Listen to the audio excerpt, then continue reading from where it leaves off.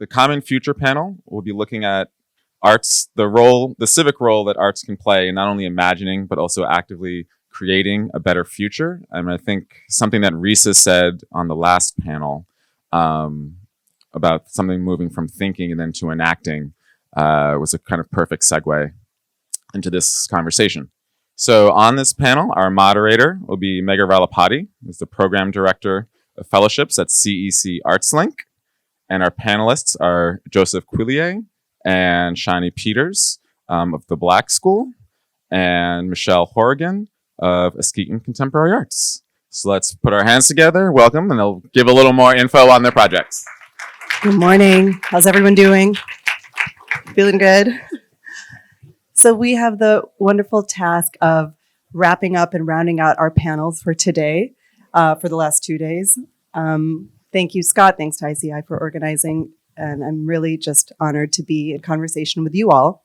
So bringing us up to speed a little bit here, we had a wonderful grounding yesterday from Miguel, who was able to, among other things, chart a path through some projects that he offered not as successes, but as models of working together. And then we understand that these models often demand other notions of time. And this was echoed again and again in the panels, the other panels, that this question of time and how we understand it, it's really kind of collapsing a bit. The archives, as we heard, they're alive and they're personal and they're very far from living in the past. And then also in thinking about common space, we can understand how the past is so deeply inscribed into public spaces today. And I think, as Risa said, there's an archaeology of erasure there that transcends time and kind of pushes things together. So I think together we can think about the possibility of things happening all at the same time. If we consider that things are happening all at the same time with impact echoing in all directions, then how do we act? How do we operate? How do we build? And what might the tools be for this kind of future thinking, as Donna Haraway asks us to think about? What might the tools be that are rooted deeply in the present? So that's a little bit of what we're going to open up today. So our frame is Askeaton and the Black School, and we'll present briefly on their projects. I'll share about CEC ArtsLink, and then from there we'll open it up for a discussion among our projects. So with that, I'm going to ask Shani and Joseph to begin. Should we be clicking through the charts?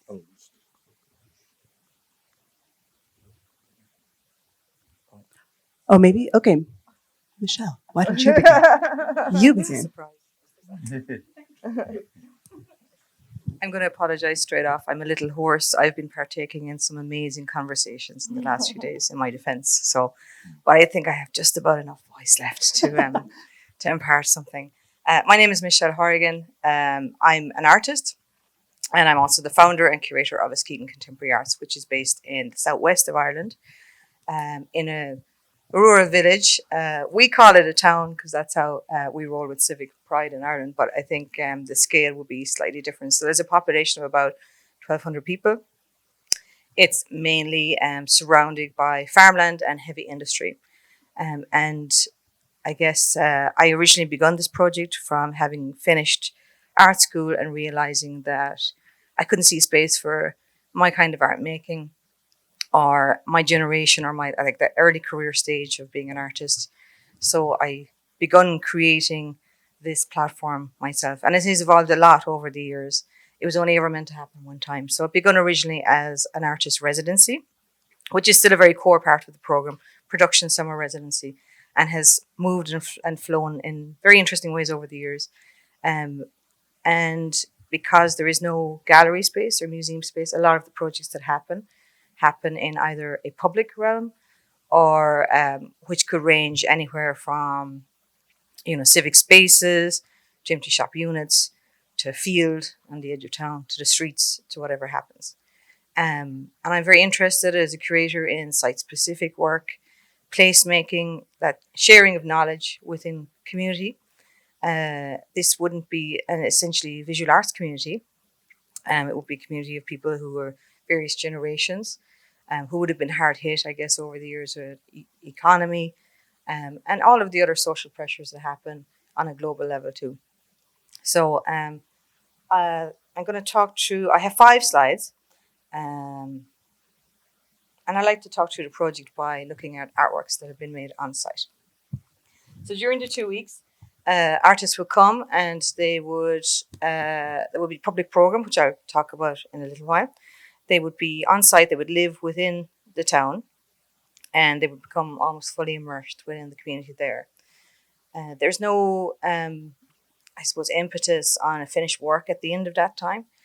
It would be an open studio kind of format. But we also would have a tech team that would live on site who are also artists. And I guess if you're in a position where, you're working with a bunch of other artists and a tech team, things happen quickly. Things also happen quickly because it's a lot of, the organization works in a very tentacular way. And I guess because I'm the person that is from that area, I'm the link or the bridge between these conversations of people coming from outside and connecting with community and connecting with things that might be needed or necessary. So a lot of the time, it's a phone call asking for maybe some help or some advice or some favors. So this is a project by Tina O'Connell and Neil White, an Irish and English couple based in London. And they came and they decided they were going to construct a pavilion. A little akin, I suppose, to how we represent ourselves as artists in global platforms like Venice, and art fairs, I guess, like EXPO as well. So this is a community centre that would be a very active part of the community with various like kids classes and workshops and clubs meeting and hanging out together. And it would be built in the 1950s as well, funded by the Arts Council of Ireland at the time, who were interested in getting culture out into rural environments. And the idea would be that in theory you would have your maybe music dance on a Friday night, you might have your exhibition on a Saturday, there could be some theatre Saturday night. It was meant to be a hub for community. And this is really a testimony that it really is a hub for community. And returning here and using this space is something we've been doing for 18 years now. It's important to say as well, when we use these spaces, this is in kind. So the community come on board and they support this project as we go forward. So the Community Council have always been a solid supporter of these projects as well. So they constructed this pavilion for Askeaton using this space. Again, no white cubes, so artists respond. And then you can maybe see a little bit in the distance underneath the stage here. There was a projection inside, and that was looking at a video responding to Sean Keating's Irish artist entry into the World Fair of New York in 1939, I believe. A pavilion that was destroyed as well at the time. So I'm going to move on to the next image. This is a good, I guess what I'm showing you really is the space, because the space is the town and the environment. So I'm illustrating, this would be the main boardwalk here. So this is the artwork here. There's a lot going on. It's a very, as you can see, it's very patchwork of various times. You have the 12th century castle there towering in the background. These are very older buildings here. And then the artwork is just here. It's EIST, Eist. This was made only just this summer by Los Angeles-based artist Chris Kalmar, who really works in sound a lot. And he was very interested in transplanting. Eist is the Irish for listening or to listen. He was very interested in transplanting these ambient sounds from places to places. So this was hooked up with a microphone here, and then it would impart the sound into the space he would want, like a community centre. He was going to, we have holy wells, which would be part of our kind of heritage as well. And in his run-up to, I think we had a Zoom conversation, maybe we'd begun the conversation a couple of years in advance, and COVID was holding off all that kind of, travel. He strangely started an Irish course online and learnt a little bit of the language, which was quite remarkable, I thought, probably more than I know, to be fair. And that's how he was coming up with these words and kind of layering them over. This is another nice example of the sort of the use of the town. So this is a natural moat that's surrounding here. This is like a very monumental part of, at that point, I suppose, in, I guess, like the maybe 12th century. This was like a centre for the trade of the area. So our region would be Munster. And like as time goes on, the system of transport has changed and it's roads now. But then it would have been, the sea, the rivers, and it would be connected quite closely. So you're looking at different forms of ages within the building here in the bottom, which I'll return to in, I think, 2 slides' time, is a Hellfire Club. It's the one with the kind of red castellations around the windows. These would have been secret societies in the 1700s. Also, they were secret because Ireland would have been quite traditional, but it was very much for the gentry or like a richer class of people. There was reports of devil worshipping, debauchery, heavy drinking, all of this kind of But artists would respond to that in a way and imagine that as being an enlightened moment, really. But it was just people. Anyway, I'll get onto that next. The middle taller structure is the castle, which would be 1199. Behind that would be the banqueting hall, which came later, maybe 100 years. And then on the left, with all of the scaffolding, which is now more or less finished, it would have been the Constable Tower, which would have been their security depot. Very important. So the artwork here, it's like, where's the artwork, everyone? Can you spot the artwork? The artwork is the number system here. So this was Fiona Riley, an Irish artist who was very interested in that kind of... and I was thinking a lot, actually, with Miguel's keynote yesterday, the time strike, that she was thinking a lot about time and the value of time, and how do we do that, and particularly in our cultural worlds, and also as parents, that time and how we spend it, how we value it. When she first sort of came and had like an induction sort of tour of the town, the local tour guide spoke a lot about those years and those times and how old everything was, and kind of like laying it out in a lineage. She was fascinated by this. So she got this app on her phone that could calculate the exact time of the site in seconds up to her very final day in residency. So what you're looking at is that age of that sat there in this kind of banner. So it's like, what is that? 25, I don't know, billion, 734,162,879 seconds old at that point, and that was in 2016. And then this is like a really nice way of illustrating how people become involved as well. One local guy who had a drone was really into this and thought it was amazing, and he just fired up the drone, took the footage, and sent me the documentation and said, please, I want you to have this, and you can use this for occasions such as this. So it's really nice. And then, oh yes, this is Johnny Lines. So we have a river, as you can see, and people respond to that as well. Part of our public program chimes in with what artists are doing as well within the site. So I look a lot, I think about their research interests. I also think about the questions that are happening in the community and the concerns that are happening throughout the 12 months prior to that. This work was made in 2018, but we decided, because we have like an 18-year archive, that how do we keep that alive and think about it and use it as a tool as well with which to look at our work, but the artist's work, and this sort of the history of the community, this newer layered history that sits on top of all the other layers that are there.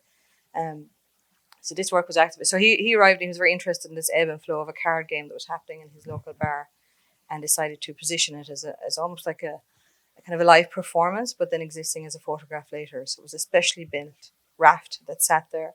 We had to be careful, this is tidal. So we had a few of the local fishermen and people who use the rivers to come and advise at how quickly the tide would drop, because it's a drop of, I think at that particular point there, 10 meters, and it can go quite quickly. So you don't want, 4 people of various generations to be stranded in the middle of a river in a rock for 12 hours until the tide comes back in. That's not community building exercise by any means. So we reactivated this work because again last summer we constructed an exhibition in a community space overhead. Our tour staff was actually looking at works that had engaged with the river or interrogated it or thought through its history or ecologically, because our river is polluted at the moment. It used to be that you could swim in it, and one of the big sort of games that we would have in the community is we would have this annual Deal swim. The Deal is the name of the river, and we couldn't do it because of things like wastewater runoff coming from farms. It's a very rainy country, and also very antiquated sewage system. So this was a conversation that was heavy on everyone's mind. And there's also this, because we're part of, we're not separated out from community. This is an issue for all of us also in the organization and how we think through it. And it was a way to, highlight that a bit more and bring that out and think through it and look at these artworks that had engaged with that. And this is something as well that's kind of new for us, that we are because we have this archive. It's like, how do you use it in a way that's kind of meaningful, or that we can think through what's been done, but also how we can think through this record of artworks that have connected with this locale. And several of these artworks would also go out and be taken into the world for exhibition, for biennials, and we have a publishing press as well that becomes another platform, another tentacular moment in our existence, either in nationally or globally. And then I think this is my, sorry, no, it's not. That is my final slide for now. And I'll reveal the other one later. Megha has a plan. This is my final slide for now, which that building that I pointed out earlier, which you can kind of see a little bit there above where Askeaton Contemporary Arts is written, the Hellfire Club. This was a really important moment for us, for an organization. We were doing short-term residencies for a while. We began to think about like a longer connectivity, which also coincided with taking part in, I think it was the second ever curatorial intensive in 2010, which was very formative for me as a curator, and made me think a lot about, the value of the work I do in a way that maybe I wouldn't have had I not completed that intensive. So this was the work by Stephen Brands, who's actually in the audience, and he's representing us at Barely Fair this evening. So come along to that. On a shame of plug there. And Stephen, we commissioned 5 artists to respond specifically to this building, because it was something when I was growing up that it was always about, this amazing castle and this other ruin here and this, and nobody was really talking about the Hellfire Club. So researching into it, we realized there was very little information, because I guess, it was a secret society, but also because of that, pushed away from the norms and the values of, the Ireland at the time. It's also, I guess, a British ruled entity. There was many of them in the UK. There's only 2 in Ireland. And this one was the only one that had an acknowledged female member. The others were not like that. So Stephen responded to this with, I suppose, in a way that is quite playful and provocative, which is very much what Stephen's work is about. And he likes to construct narratives that are fictionalized. And again, something about Miguel's conversation yesterday, where he said, if fictionalizing the past can kind of scratch the surface of the now. It's a little like that too, where Stephen reimagines a future, but sort of playing a little bit on the architecture, and the freedom of not having a whole lot of information about this quite large, prominent building within the area, because it wasn't there. So I think that's a good overture of the sort of space I work in and the community I work in. And I know that Megha has some wonderful questions anyway for later. So I'm going to slip along this slide, because that's for later. And then,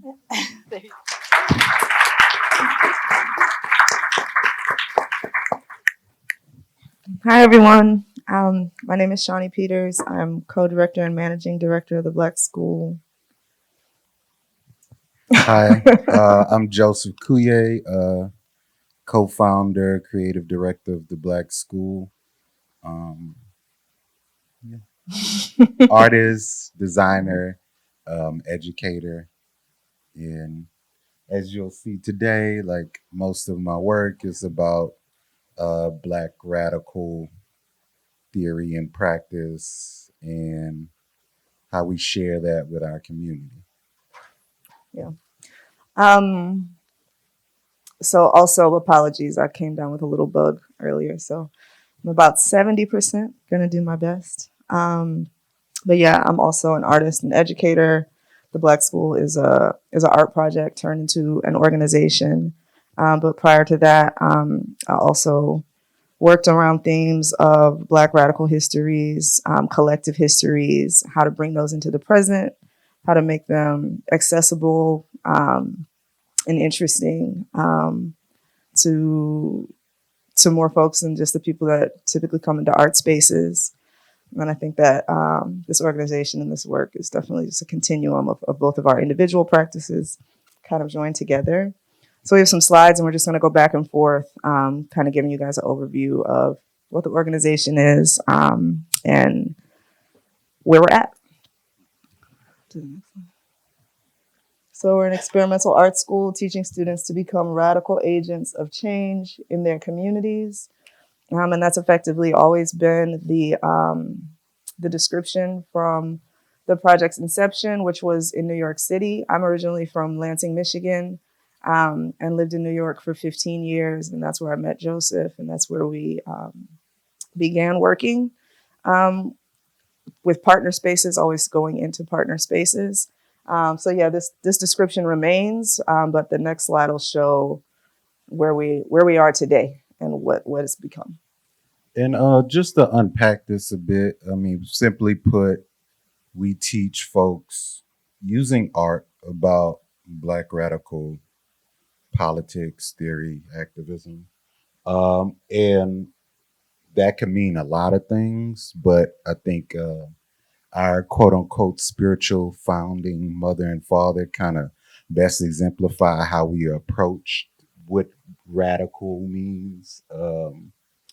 First, like Malcolm X, like his definition of Black Revolution being about land. So you can establish independence as like the true basis for freedom.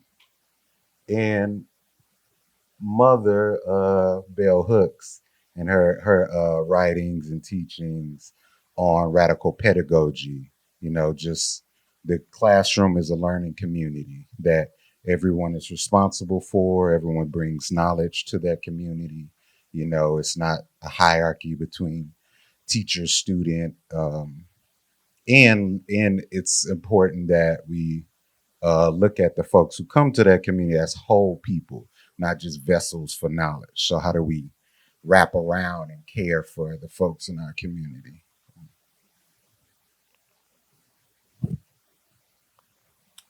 So this is our organizational flowchart / constellation. We started with art school, which was workshops, a design. Then we built in a festival, and then we built in a design firm.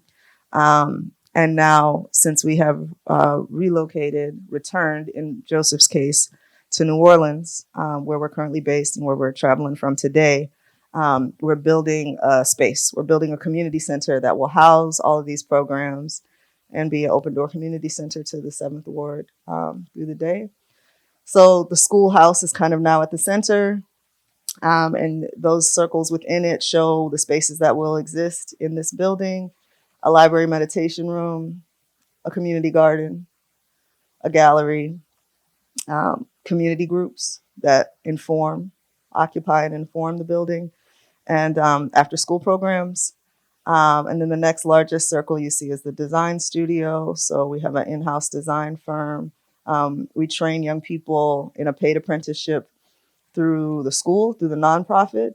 And then once they graduate from that, they can be hired to do client-based design work in the design studio. This gives us a tangible way of financially supporting our young people, knowing that they're not coming to an art practice with trust funds, right? We're trying to use creativity to respond to actual community needs. And you don't get paid a lot for that. So we have to come up with a way to provide some tangible support to make it practical for people to engage our work. But it also practically enables a system for us to earn revenue for the organization itself. So it's not solely reliant on donations and foundations and all of the trends and the fickleness that can be involved with philanthropy. So that's the design firm. There's also a shop where we sell learning tools and also designs created by the young people, right? And that all goes back in to support the larger ecosystem. And then finally, there's Black Love Fest, which is an art and music festival featuring music performances, art activations, vendors, and activist activations. And we're currently planning our 5th Black Love Fest right now for October 5th. It's going to be at Hunter's Field, which we're very excited about. There's a really special history to that place in New Orleans.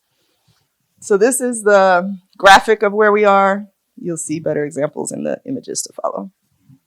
And some of these programs are been living and thriving.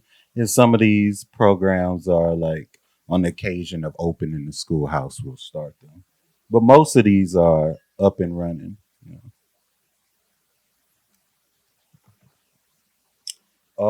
So this is the early workshop series we did in Harlem. with middle school students.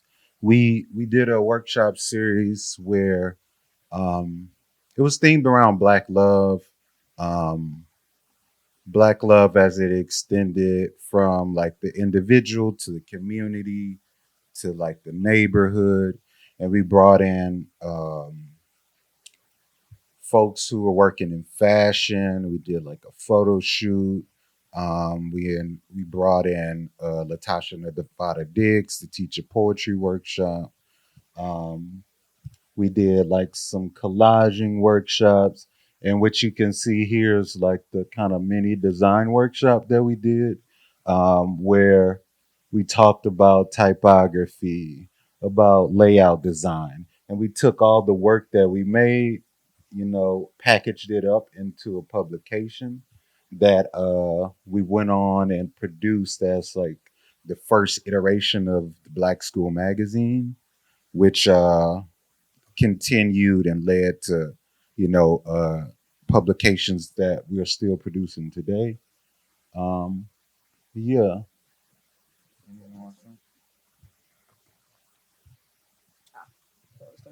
Okay. So this is our first cohort of design apprenticeship. That was also in New York. This is at the Bronx Museum. We're now on our fifth cohort, our third in New Orleans. Um, yeah, and Layla, to the far left here, was a student we met in 2018 in a New York workshop that went on to be an apprentice and an intern, and is now our full-time social media manager and communications manager. So this was really our first opportunity to start to build those long-term relationships. The beauty of the way we started in New York, traveling to different spaces, was that we got to really iterate a lot, experiment a lot, see a lot of different spaces.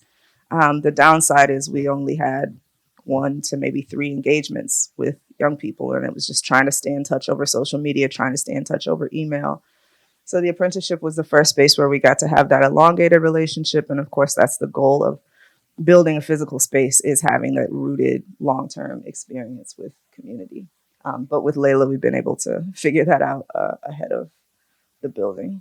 hmm And the design apprenticeship is where we like kind of harness the innovation, the creativity that is like in Black culture, in Black youth culture, and we harness it for the purpose of like how can we affect positive social change in our community. So we teach design, yes, but it also houses many other programs. So there's Liberation Library, which is like our political education program. This year in Liberation Library, we really focus on message to the grassroots, and like just connecting with local activists working on different Black radical principles that the students chose for themselves as areas of interest. So it's really how we ground this design work and filter it through like a justice oriented lens. And also, as a part of the apprenticeship, we have Life School, which is like our whole person development program, where uh, we work with social workers. Uh, who else we worked with in the past? Financial advisors. Some, It's kind of making sure that all of the other pieces of life are in order, so that the young people can really harness the skills that we're offering to be able to take them on and turn them into revenue generating careers, and also um, develop them into impactful members of their own communities, right? People able to affect change in their communities. yeah, it's obviously as important that those basic needs are met, from how to put food on the table, or how do I, develop a relationship with a therapist, how do we get those resources to the young folks so they can, Yeah.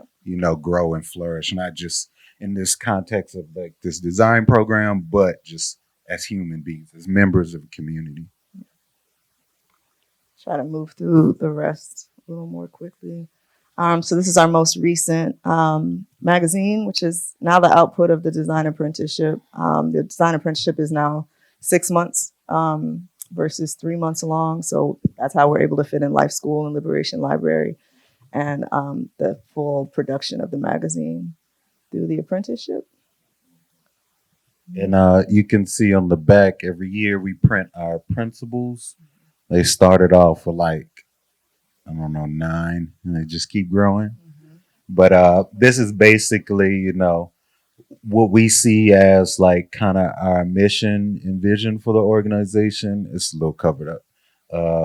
But Black radicalism, self-determination, wellness, healing, education, self-defense, abolition, feminism / womanism, solidarity, something justice. Economic justice, climate justice. Oh, before LGBT. Right? It's like a D at the end. But yeah, LGBT liberation, economic justice, climate justice, environmental justice, and decolonization. And yeah, the first workshop we did, we established these principles with a group of young people, and then we just kept growing them over that time. So this is an example of a more open workshop. We do focused youth programming, and we also do multi-generational programming. We've always imagined our audience and our community as a multi-generational one, knowing that learning in general never ends, and especially knowledge of Black and African history is limited in this country, right? So maybe you don't get it in elementary school, but that doesn't mean you don't get it when it's accessible to you, right? So this is a multi-generational workshop. One of the last workshops we did before moving from New York. And this was starting to look ahead towards building the space that we're hoping to break ground on soon. This is a pyramid building workshop where we kind of throw out some materials, basic materials, these dowels and zip ties. Well, first we start with prompts, asking people questions like, what do you love about your community? What do you want to change about your community? And questions about what type of spaces feel free, feel liberatory, feel inspiring, right? And kind of get people in the mental state to think about what we're dreaming on. And then it's like bringing people into that dream together. And the group kind of figures out how to construct a pyramid out of those structures. We just tell them, if you do it right, you'll have a 13-foot high pyramid. And kind of step back and watch people figure it out together and build it together, being the metaphor. And as you can see, like that approach and that process that we engaged in kind of led to this geodesic dome greenhouse that we built at our community garden. So when we bought the land in the 7th Ward in New Orleans, it's 8,000 square feet. We knew it'd be a while before we were ready to build on it, but we wanted to activate the land. Again, going back to land being the basis of freedom. And we wanted to demonstrate to the community that, like, demonstrate our principles through action. So this is one of the first workshops we did in this after establishing the community garden, which is building this greenhouse. It took the same process, you know. We collectively came together and figured out how it was done. We bought these like kind of star-shaped metal plates, and then we bought these like wooden slats or wooden poles, and then we just got together and started figuring out how to build it. It was trial and error, you know. We did go the wrong path, but quickly corrected ourselves. It took way longer than we thought. Like, I think we had like 2 hours or something allotted for it. It took longer than that. But yeah, it was like this community building in metaphorical sense and a literal sense. And then they like allowed us to put something inspirational on the land. Before it was this overgrown lot. There was a couple houses there. One had burned down. The other, I think they both burned down. One was partially burned, but then was like demolished without the city notifying the owner. And then it became this space for like dumping. People would dump trash and tires. And like the transformation of this space is, I think, what really like allowed us to get the trust of the community, because they saw it from start to finish. They saw it transform from this eyesore to like something that was very beautiful and people wanted to use and come to and spend time at. And it also produced, like we did food giveaways from the stuff we were growing on the land. Yeah, so this is the same land, I think maybe a year and a half later. So you see the greenhouse kind of in the back, kind of the here the walls are taken down because it's just very hot. You can't have a fully enclosed greenhouse year round in New Orleans, or at least not by that design. But you see the planter beds growing all kinds of things, corn and strawberries and marigolds. That's Bailey Hutchison to the far right, and the kind of rainbow skirt. She's a community garden manager, so she's responsible for all of these things growing. But we did 3 sessions of garden school on the land, taking art inspiration from the garden to inspire workshops that kind of overlap between planting and art making. And we also did a series of healing workshops, healing circles on the land, all as ways to activate the land, like Joseph said, while working towards the construction. Which I think takes us about to today. One more. Alongside doing the garden school, we did these workshops ahead of the building. Joseph. Yeah, these are community engagement and co-design workshops that we did. So like we're not just like plopping this building on top of a community, but how do we like include community in every stage of this process?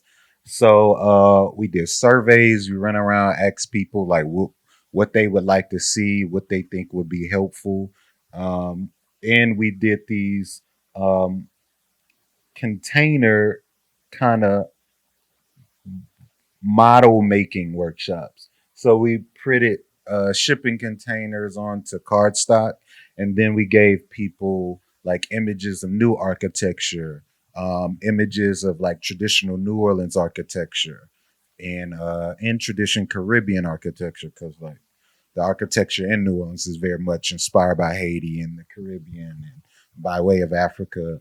There's a long legacy there, and people really love their New Orleans architecture. But also like sustainable architecture. You can see a green roof here, and like just giving people markers so they can like draw on and collage on different photographs and textures and patterns and things. And this is how we kind of got input, visual and conceptual input for the schoolhouse. And we took these back to our team of architects, which one is a specialist in shipping container architecture, and the other is like a local Black woman New Orleans architect. And then like did these design charrettes where we continue to bring in community. We brought in our young people, and that led to the development of the design we have here.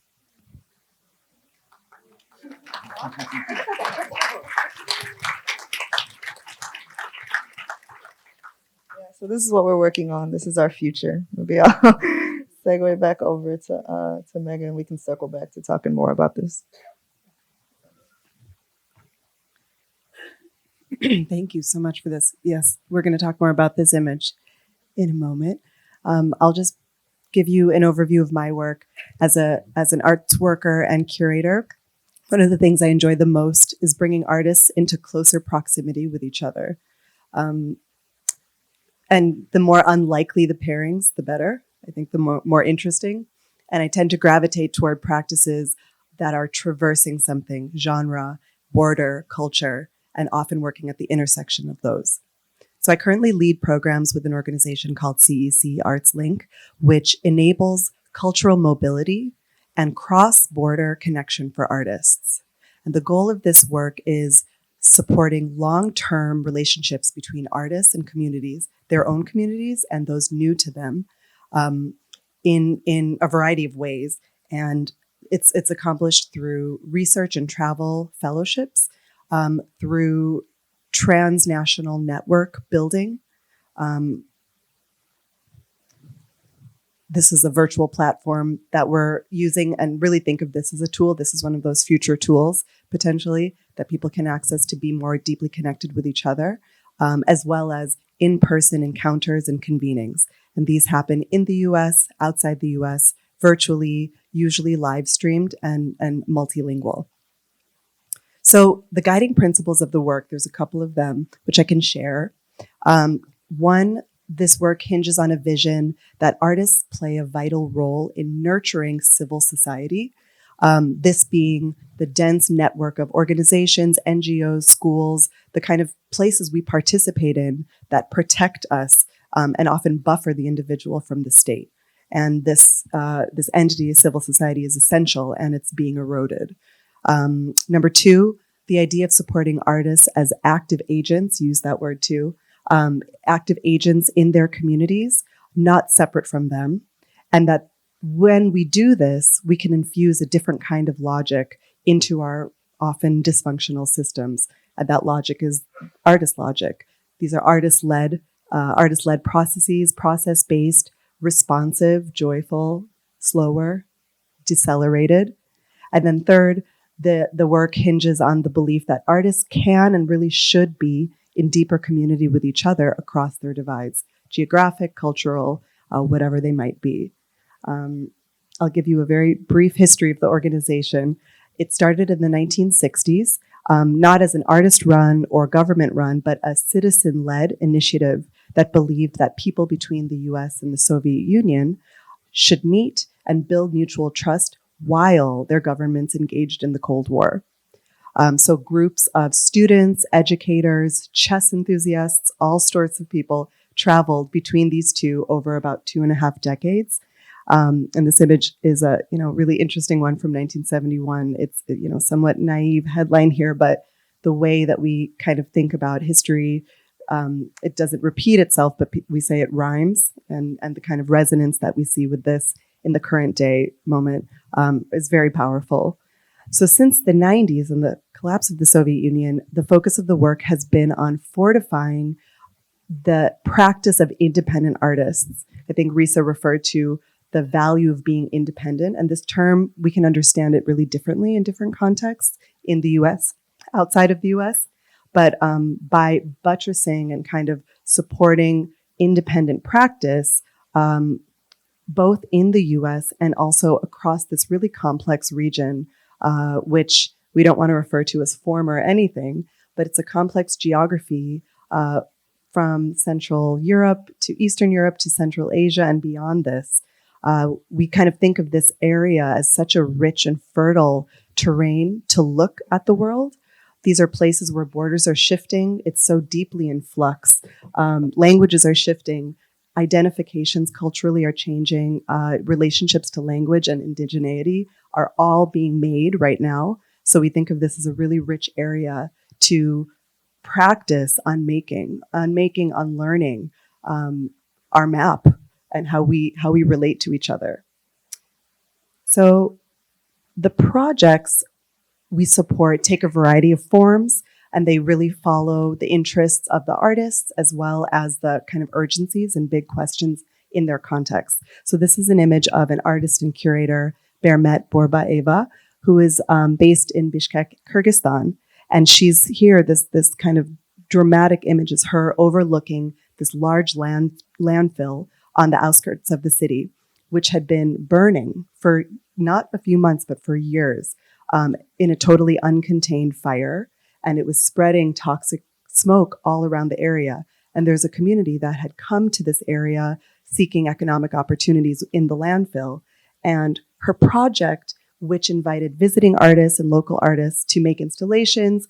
They also engaged deeply with municipal agencies, waste management entities in the government, NGOs working on environmental justice questions. They really worked together to raise some kind of visibility for this issue and for this problem, but in really joyful ways. One of the things they did was build a playground full of sculptures, artist-made sculptures for the children of this community, so that there was some, the quality of their life can improve a bit. So as a result of this, this has been going on since 2019. This is a view just last year where they finally were able to contain this fire and put it out. And so this is a view now of the space, which looks really different. And it just speaks to the kind of long-term engagement and commitment that artists are working with to make material shifts in the climate, in the context. So I'll conclude here with our public convenings. We have a program which we call a gathering of ideas and actions of storytelling and active listening. It's called the ArtsLink Assembly.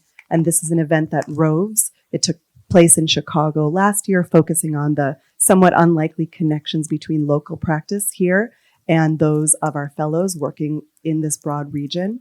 And then we look forward to this September, the next assembly taking place in Lviv, Ukraine, focused on a conversation led by Ukrainian artists and arts leaders who, within the context of an active hot war, are thinking about what it means to reconstruct and rebuild their demolished cultural infrastructure, while also in a process of grieving as well.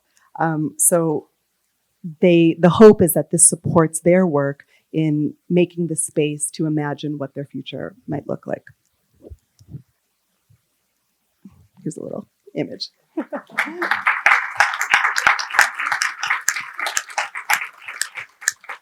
I can leave this one up here for a bit. So we've laid a little bit of the groundwork, a bit of the context on our projects, but I want to just jump in. I have so many questions for both of you, but just to start, your projects in a certain sense couldn't be more in more distinct, different places, cultures, and where CEC ArtsLink is operating too. Like they couldn't be more kind of diverse, but in a sense, through approach, through experiment, through the way you're thinking about practice, it really feels that Askeaton and the Black School are kind of speaking a similar language.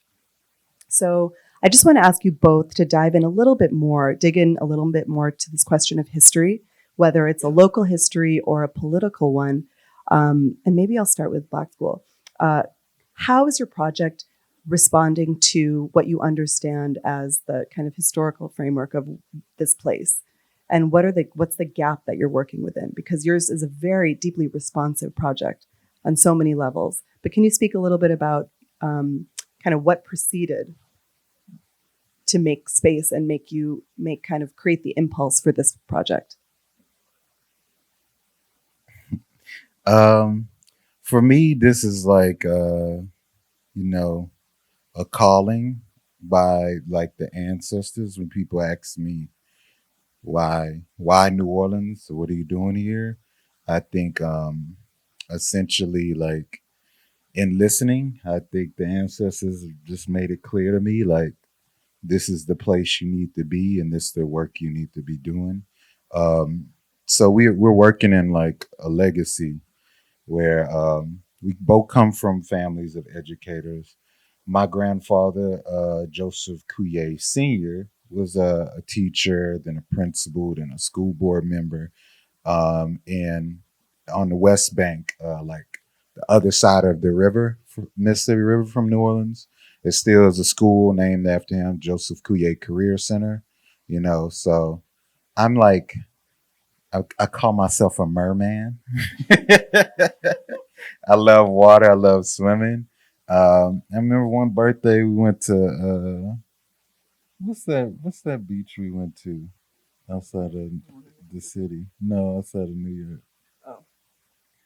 We went with we went with Mitch and Savannah. Oh yeah. I don't remember. You don't remember the name of it. But yeah, I just swam out and I asked, what should I be doing? And that's the answer I got. So the history for me is very personal. It's based in like, a legacy. Um, but it's also, like you said, very political. Um, the legacy of Black self determination in New Orleans is strong. It goes back to like communities in New Orleans that were like built in, safe havens for free people of color before the end of slavery, like it's been there, and then there's like the legacy of the Haitian Revolution. It brought so many people from Haiti to New Orleans, which very much influenced the culture, the politics. Um, so yeah, we are always looking back to like when we have questions, what did our ancestors do? What did our elders do? How did they claim space for themselves? How did they create mutual aid to take care of each other? And whenever we start looking, we always find the answers we're looking for, because we talk about this all the time. Like people always want to, kind of diagnose what we're going through here as Black folks in America. And like anything you can think of, our ancestors are already thought of, tried. There's been like attempts by white terrorism to dismantle it. A lot of them are successful, So it's not really a question of what Black people need to do. We've been doing it and we continue doing it. The question is for everybody else, what are you gonna do to fight for the liberation of Black people that I assume we all want?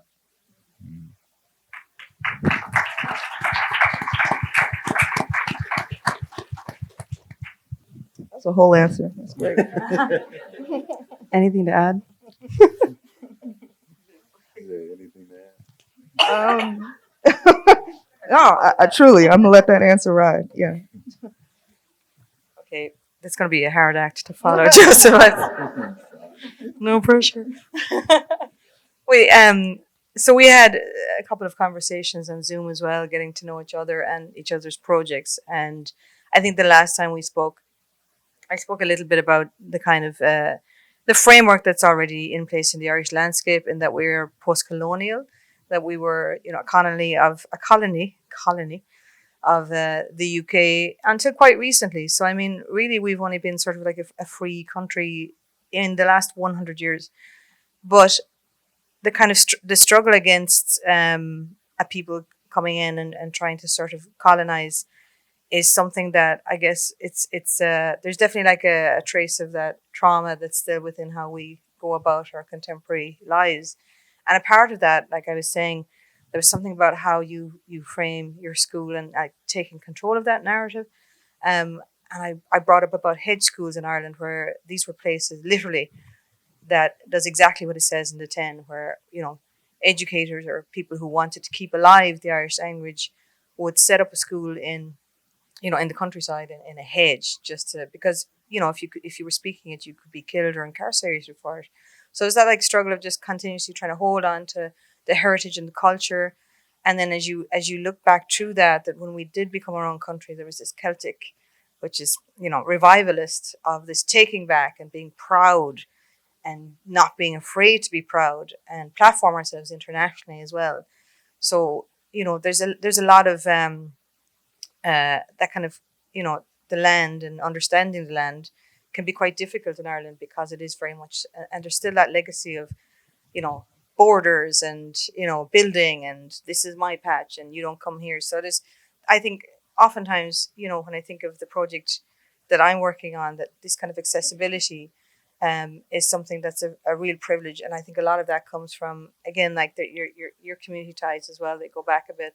So do mine. So when you work in that way, that's maybe outside of a gallery or a traditional bricks and mortar structure, you really have to gain trust of community. And I was privileged enough to have that already because of my community ties. Of course, I've built in it. You have to continuously build in it and earn that trust. But it was there. and I don't think of that lightly either.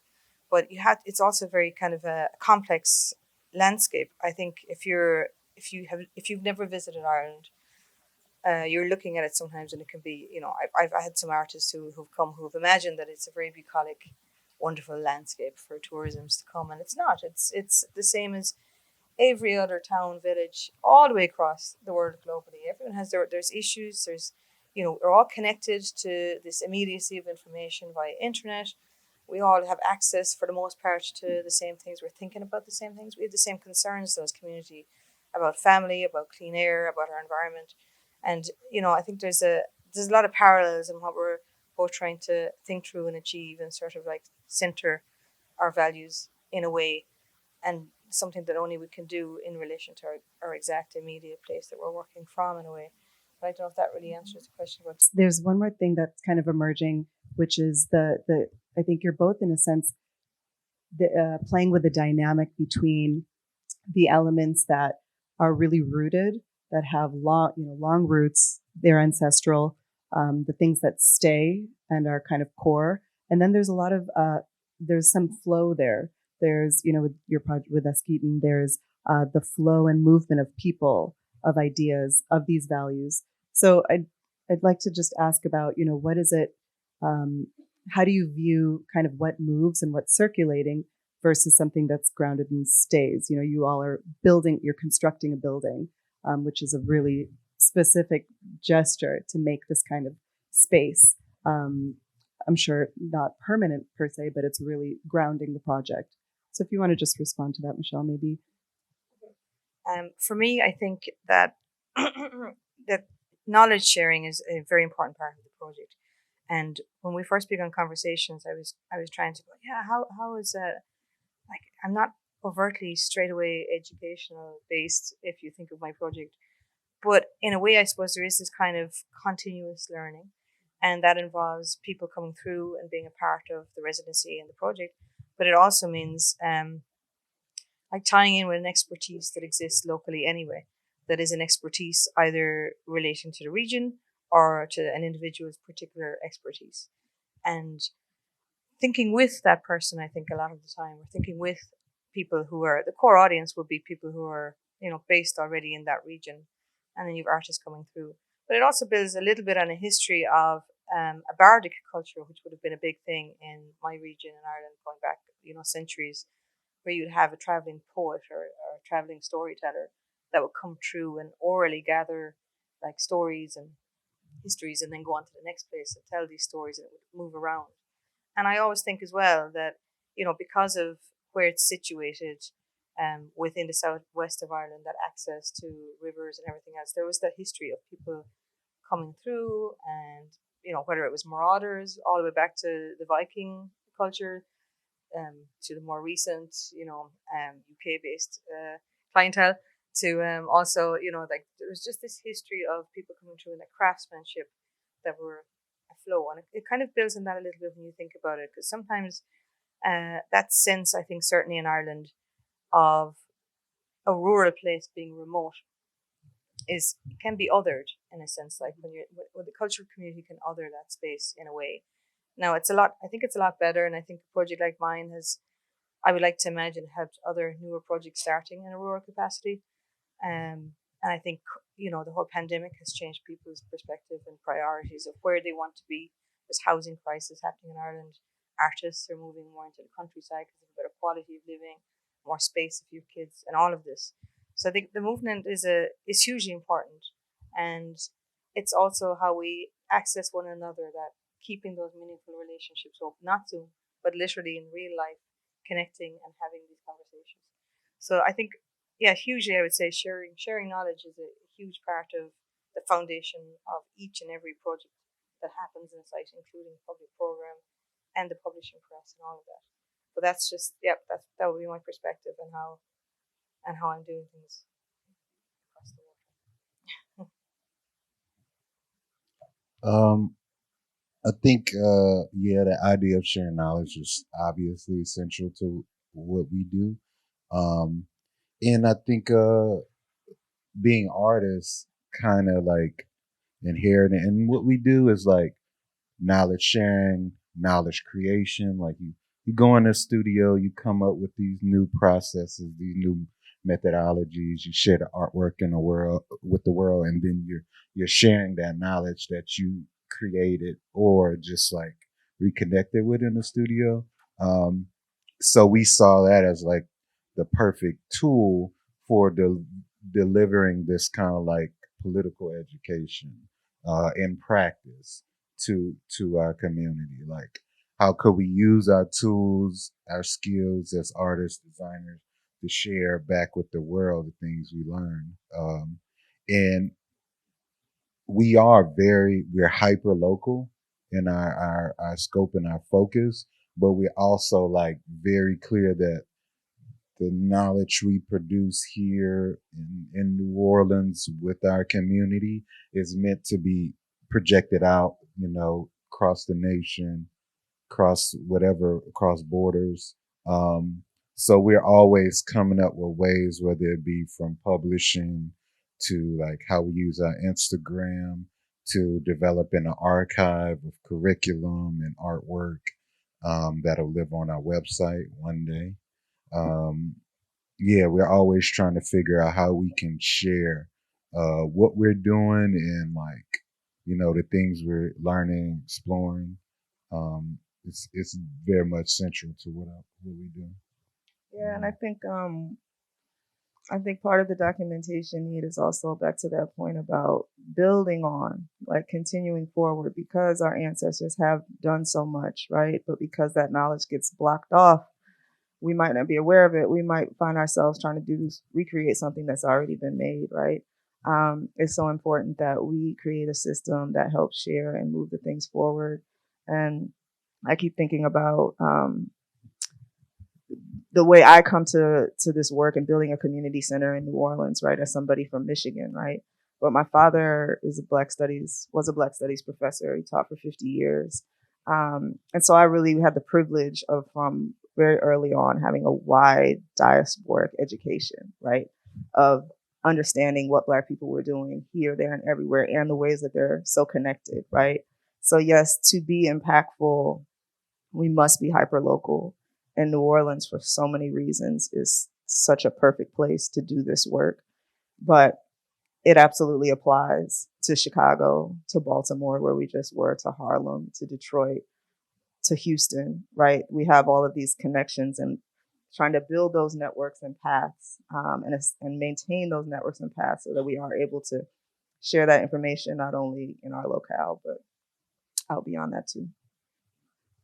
Yeah, that's good. Wonderful. So we will conclude with this piece. We each, the three of us, selected an image, which we'll just run through, which is the kind of image that represents in some way the future that we would like to see. And then we will open it up for a question or two. So these are a little out of order, so I'm going to try to make my way to them. But I'll start with my image. This is a living root bridge, which this particular type of construction is located in the northeast of the Indian subcontinent, high up in the Himalayan mountains. And it's a brilliant piece of indigenous knowledge sharing. There's a particular type of ficus tree that grows in this very wet region, and people from the Khasi tribe slowly mold the young roots of this tree. And they mold them over time, and the process takes decades. And it's absolutely one that is started by one generation and then completed by another and used by yet another after that.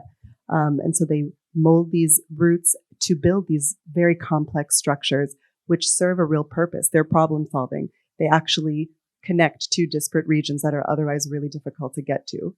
But if you look at this picture, if you were to remove the school children walking across them, it could be from 5 years ago. It could be from 100 years ago. It's almost without time.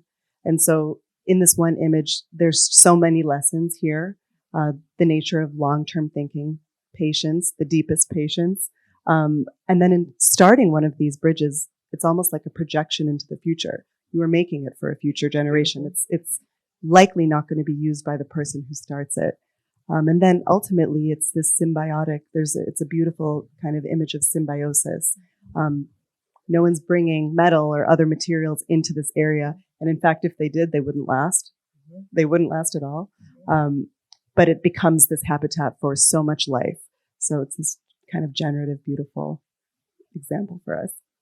Love that.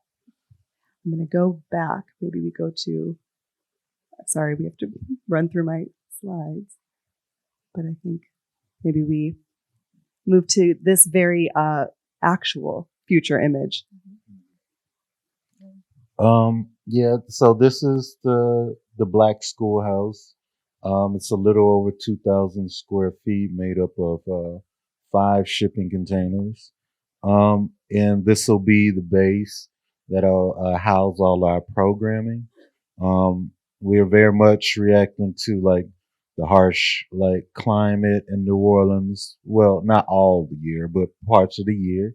You know, there's flooding, there's hurricanes. So we wanted to build something that would last into the future, that'd be strong. We also wanted to build something that was low cost. It is not. We We're fundraising.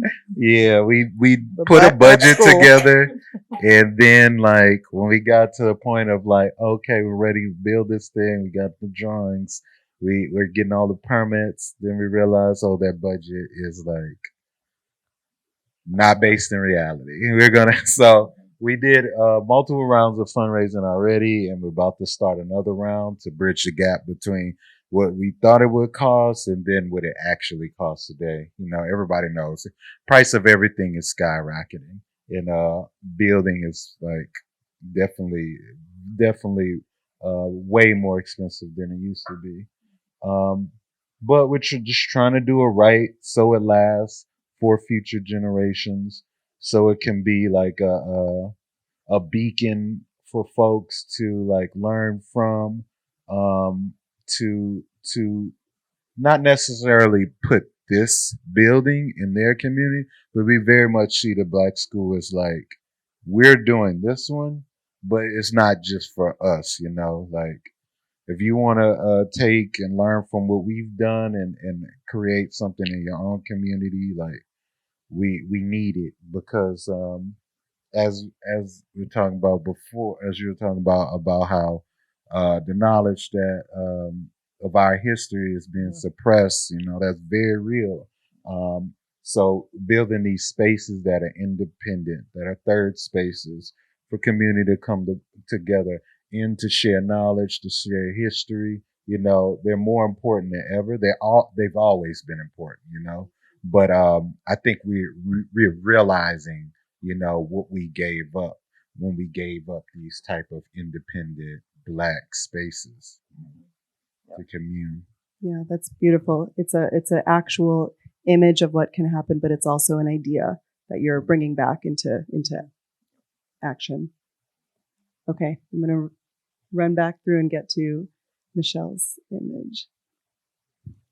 Okay, so this is a ring fort in the Irish landscape. These will be ancient monuments. Sometimes they're made from stone. This one is made from trees. So they go back thousands and thousands of years. They may have been used for, you know, enclosure of animals or people, but they're believed to be sacred sites, also tied in a lot with superstition that you don't mess with them. At present, the Irish government has the say as to whether these stay or not with the Heritage Act that's in place. When they get removed, it's mainly for things like roads and infrastructure. But, you know, they predate, you know, anything. And there's the information is really just archaeology is worth a lot in this. When it is decided that they have to be removed, archaeologists will move in, do a quick dig, report what's there, and then the road comes true. So we made a publication about this in 2020. And we were denied the chance to do a proper launch. So this is sort of our book launch in 2022, but out in the landscape. And it was Sinead Mercier, whose background is environmental law. We had an artist and filmmaker, Michael Hawley, and also an Irish Shani, which would be a storyteller, Eddie Linehan, just looking through these, thinking through them from a law perspective, archaeological perspective. It's this intersection between all of these things in culture. And it became this really interesting, like it's a not-for-profit publishing press that we run, but it took off. It's in its 3rd edition. And then some really interesting things have happened. And I suppose this is kind of tying into the future that is sometimes beyond your control, that you plant a seed and things happen. This publication is called Minhu Ringforts. It recently turned up in Irish government buildings, where the heritage minister is holding it up to the rest of the cabinet saying, you need to read this. I'm reading this as we construct our new heritage bill and think about the landscape and ring forts. There's musicians like kind of, Irish trad / punk, new age, taking this as inspiration, writing music about it. These are things you put out into the world that you have no control. And a part of that is the letting, and I think you probably feel the same, is the letting go of that you make something and you build it and you have to let it go and into the future, for good or for bad. But the image for me is, it just kind of encapsulates everything of just, a bunch of people walking together, talking together, intergenerational, multi-backgrounds, just a constant opening of conversation and dialogue all of the time. So. Thank you so much. So we are currently at our time, but I'm going to volunteer. All of us will stay here for any questions. Please feel free to come and ask us. We took the whole time to talk. We had that much to say. So thank you for your attention. Sorry. Thank you all.